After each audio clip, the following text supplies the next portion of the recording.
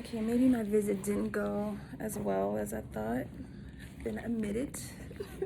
I have no measurable cervix. This is my board.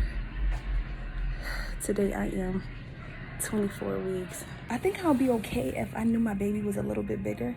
So my main purpose is to stay here and be safe and keep my baby in as long as possible. So it's May 7th.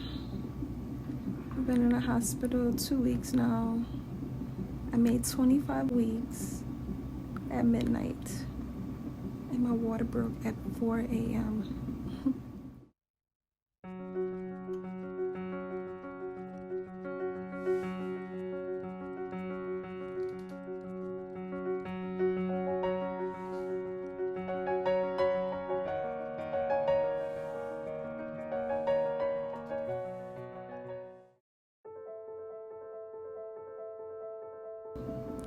So it's May 7th. I've been in the hospital 2 weeks now. I made 25 weeks at midnight, and my water broke at 4 a.m. That night, I go to sleep. I wake up in the middle of the night and I'm feeling something. I'm just feeling contractions. And I'm like, okay, when they're telling me that if I'm having contractions, it's either that I'm not drinking enough water or I need to go empty my bladder. So I'm like, okay, let me go try to empty my bladder. Go to the bathroom and I'm emptying my bladder, but the water isn't stopping.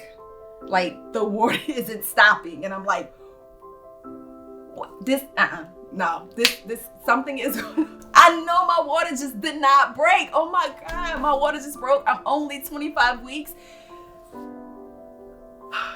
So since my water broke, I had to start magnesium prophylactically, meaning that it helps before I even start getting labor pains. Because if I start having labor pains, it's like contractions and the baby will come. I get back to my bed. Water is still just coming. I call my nurse. I'm like, guys, I need someone in here now. My water just broke. Now I'm panicking. The nurses are coming in. Everybody's coming in. They're giving me like this little swab to check to see if it's true amniotic fluid, that's the water.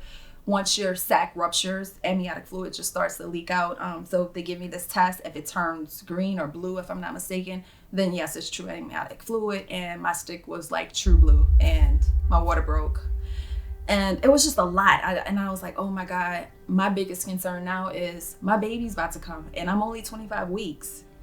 And so I'm remembering that the nurses, they're coming in. At this point, I didn't have an IV. They're starting IVs. They're giving me magnesium. They gave me some antibiotics and they're giving me fluid.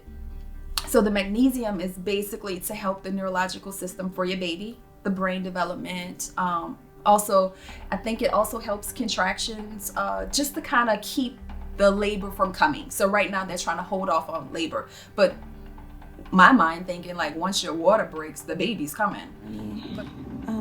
Sometimes when people water breaks, they can still stay pregnant for weeks. So that's my goal, is to keep the baby in as long as possible. Every day counts, and it's just like a great milestone for the baby. The next day I woke up and no labor, no contractions, which was good. I'm like, okay, maybe I can do this. The doctors are coming in telling me we can make it, we'll be okay. But my concern is that how much amniotic fluid do my baby have? Because I know that the fluid helps with the lungs. The baby breathes in and out the amniotic fluid to kind of help the lungs stay moisturized, to keep the lungs from contracting. It also keeps the baby to move freely inside of you, and the muscles and the joints won't contract as well, and it also helps with the umbilical cord. So all of these things are just like bother me, and I don't think it like helped me at this point because I'm a nurse. So because I know too much, and I'm like, this is helping me that I know too much, and I think the doctors are trying to try to make me feel like it's okay, but I'm like, nah, I know that this isn't okay.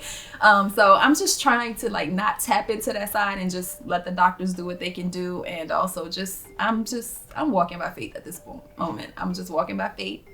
I'm letting God do what he is supposed to do, meaning work in my life the way that he wants to let this play out. And I'm just trying to keep my mind occupied. And you got to remember that we're in COVID, so they're not letting me have any visitors. I'm alone. I have no support because, I mean, I have probably phone support, but I mean, actually having somebody there you can physically see, you can physically touch, that can actually root you on, be like, okay, we made it through another day. Like, it's going to be okay. It was so hard and so scary at this moment because I'm by myself. That's when my faith just became a lot stronger. Ultrasound visit.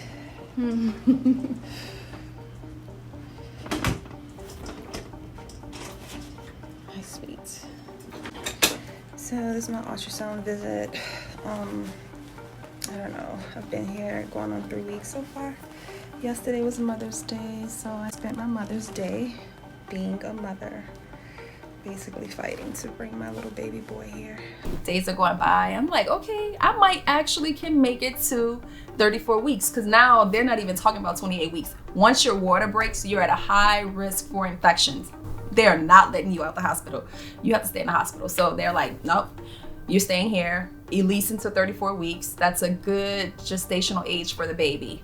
But the thing about it is once your water breaks, your baby doesn't have a protection barrier anymore. So they're not going in to check you physically, to check your cervix to see if you dilated, because that's a risk for infection for you.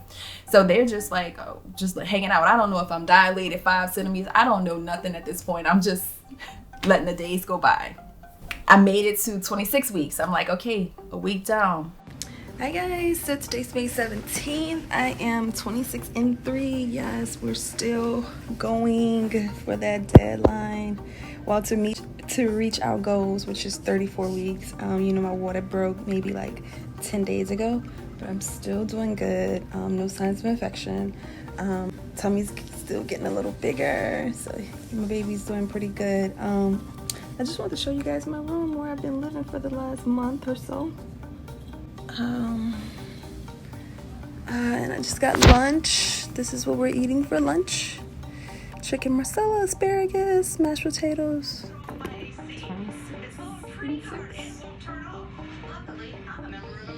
Just got my dinner. She brought me 2 trays. They really be being nice to me. That's a lot of food. I don't know which one I'm gonna eat today, but I'll let you guys know as soon as I'm done. I feel pretty good today. I'm super excited because I am headed into my 27th week, which is a lot. That means a whole lot, especially when you're on a high-risk pregnancy. So I'm super excited about that. But I'm about to get to this food, y'all. I haven't had too many contractions today. It's kind of been a really nice, mild day. Earlier I might have had like maybe 3. I'm sorry, my threshold is 6, so which is cool, 6 in an hour, but I had 3. It wasn't that bad. And I'm just gonna continue my day and head to 27 weeks. Made it to 27 weeks. I was like, great, 27 weeks. Can you also change the gestational age? Yeah, 27. Yes, that's a big one.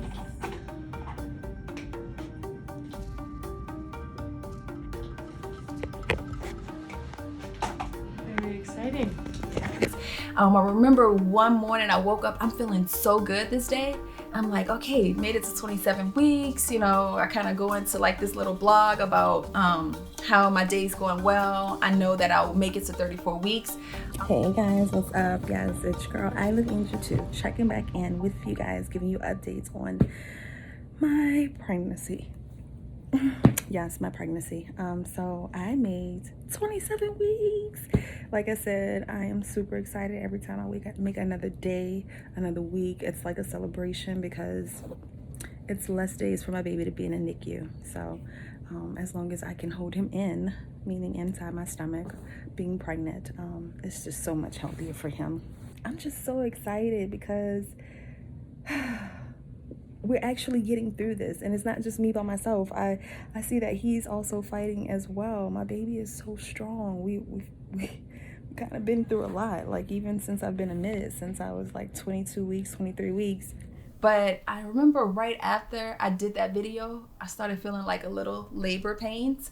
And my doctor gave me a threshold. If I have 6 contractions in an hour, that they want me, I'm probably going to go into labor. So I remember they put me on a Toco monitor, and a whole hour went by and I had 5 contractions.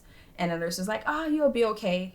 So I was wondering if I should question her and ask her to keep me on longer, but I just didn't know. So I ended up falling asleep. I woke up later on that night and I started having more contractions. Now at this point, I'm feeling them and I'm like, okay, I'm feeling contractions maybe I'm getting 2 every 10 minutes. I'm like, okay, I think something is happening. Let me drink some water or let me go empty my bladder to make sure like nothing is causing this. So I remember drinking a lot of water and I remember going to the bathroom. Now, when I went to the bathroom, emptying my bladder, I looked down and I see meconium. Meconium is basically your baby's first stool passing. When your baby does this means that your baby's in stress. I remember this from school.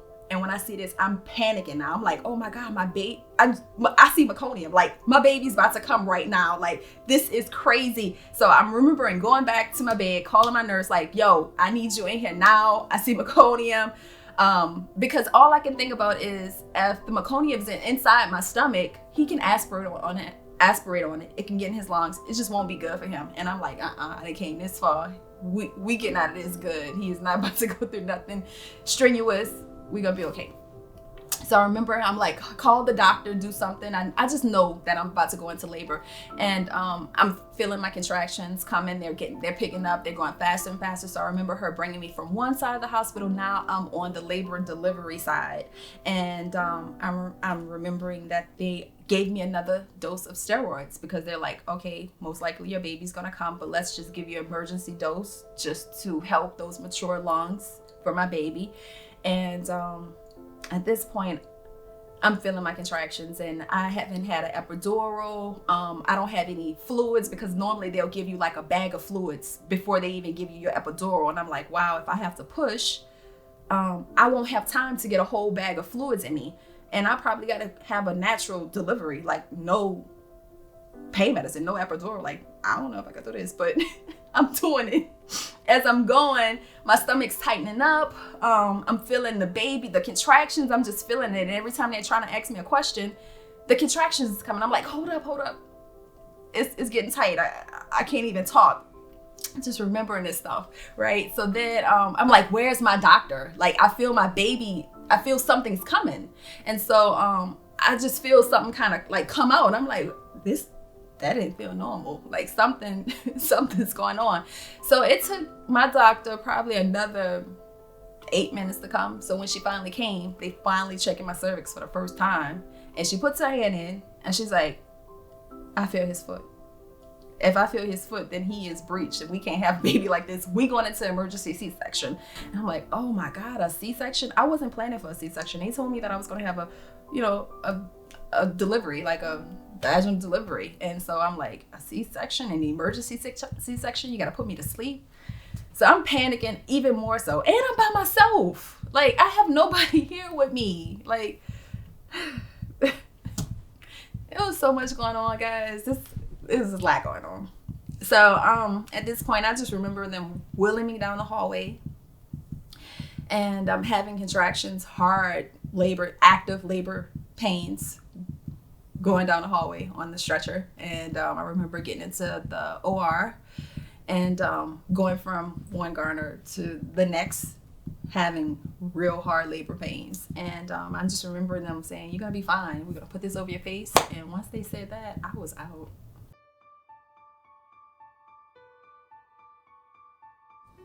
I'm like, I did it. Like we made it. You know, like he's fine. Like it's all over with and it's great and he's alive. And that was all that mattered to me. I remember going into my room. I just wanted to see my baby. And he was like, well, if you could walk to the bathroom, you can go see the baby. And I'm like, okay.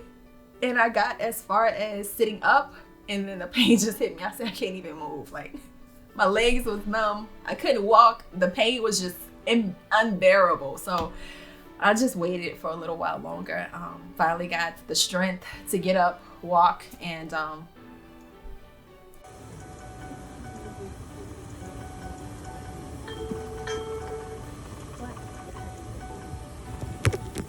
So this is a bittersweet day because I get discharged. I've been here for almost 2 months, and I finally get to go home. But I have to leave my baby, so that's the hardest part. The good thing about it is he's doing amazing. He'll be here a little while till he gets bigger and get healthier. But I'll be here also every day, delivering breast milk, checking on him, making sure that he has everything that he needs. So. That's his little pod. That's him inside his little pod. Oh my God, can't eat too much. This C-section is no joke. So baby Savior's here. He's in a NICU. I got discharged from the hospital. I'm still in a lot of pain. But I got a pump. I got to make sure my baby's getting the best nutrients. So I'm delivering breast milk to the hospital. I know they told me that I couldn't do a lot of walking or driving or anything, but it's just that mother nature to make sure that if I don't deliver this milk, he has to get this milk. It's June 1st. It has been officially 9 days since I delivered the Savior. Yes, Savior is his name. He's here. I had a baby boy, emergency C-section. I'm healing pretty well. This is my tummy. I still have the sutures from my C-section. I'm actually going to remove those today. But mommy's looking good. Look like she gonna be back. I was just making sure he was getting his milk, staying at home, but I'm doing really well. I felt like I was doing really well, but in all actuality, I really wasn't. I started getting chills and I started having pains, and my incision became very, very painful. And I'm like, what is going on? So I went to my doctor, and it was red, it was swollen, and it was hot. So, you know, those are all signs for infection. I had the worst cesarean infection going on. And I'm like, what more can I freaking go through? Like, it's so much. So I remember being admitted back into the hospital. And I was on antibiotics around the clock. I didn't know why. My fever was so high. My temperature was so high. My body was just reacting in a way that I just never experienced. I was thinking I had COVID, but the whole time my incision was infected. Overall, my infection got better. I started healing really, really well, and I was discharged. And at this point, I'm back home now. I am still breastfeeding. I'm getting better. My baby's getting stronger. I'm going to the NICU every day, just to make sure I'm doing skin to skin, make sure he's getting his breast milk that he needs, and just to give him that love and just to give him great positive vibes and great energy. And so, look at you in your bed today. You're in a big boy bed. You're not in the incubator anymore. Got into the big boy bed, no more oxygen, and at the other times it was more like a weight gain, just make sure he gains enough weight and just getting to a certain age before they actually discharge him. During COVID, for parents, it's so hard because you have a time restriction. You can only see your baby 2 hours a day. So come on. So today is discharge day for Savior. Pretty exciting. Hi. Hello. Mom for M7? It's COVID-19 time, so you have to be protected.